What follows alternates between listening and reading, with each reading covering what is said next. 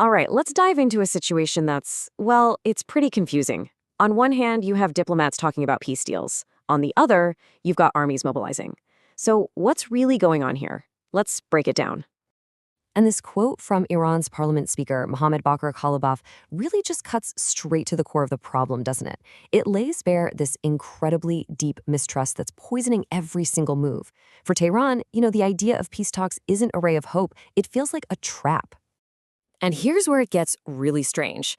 On one side, you have U.S. officials saying things like, talks with Iran are going well, or, hey, there could be a deal soon. But then you look at what's happening on the ground. The Pentagon is shipping thousands of troops to the Middle East and actually preparing for potential ground operations.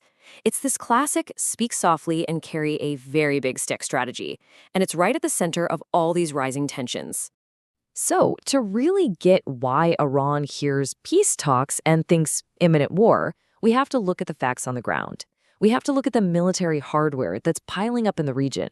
Let's dig into the specific troop movements that are feeding this fear.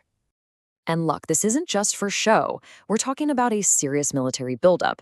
You've got the USS Tripoli carrying around 3,000 sailors and Marines. That's a huge deal. A Marine Expeditionary Unit from California is on its way, and maybe the biggest red flag of all, the 82nd Airborne Division is being deployed.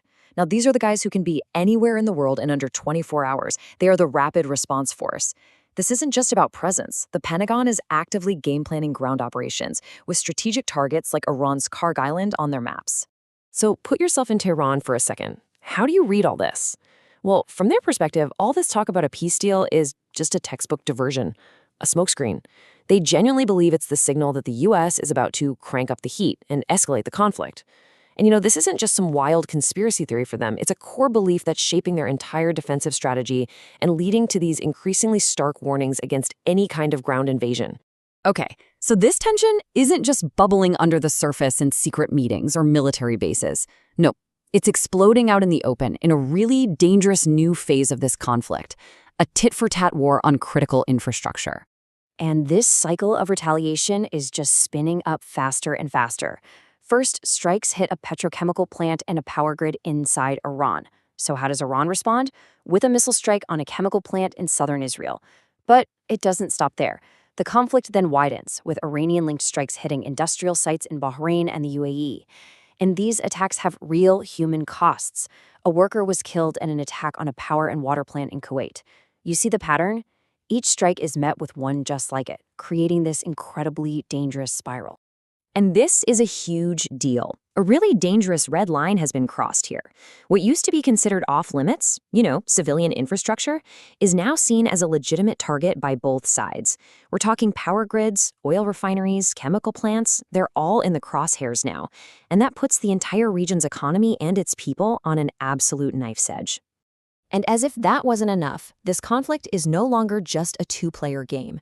It's spilling over its borders, creating brand new fronts, and threatening to pull the entire Middle East into the fire. Yeah, just look at this number, 3. That single number tells you everything you need to know about how this conflict is expanding. With the Houthis in Yemen now officially in the fight, Israel suddenly finds itself fighting a 3-front war. Think about that. It's a strategic nightmare. You've got threats from the north with Hezbollah, from the east with Iran, and now this totally new and unpredictable front opening up from the south. This stretches their military to the absolute limit and makes an already explosive situation even more complex. And the fire is spreading. In Iraq, groups backed by Iran are hitting U.S. interests. In the Gulf, countries like Kuwait, Qatar, and Saudi Arabia are dealing with a constant stream of missile and drone attacks. The map of this war is literally being redrawn by the day.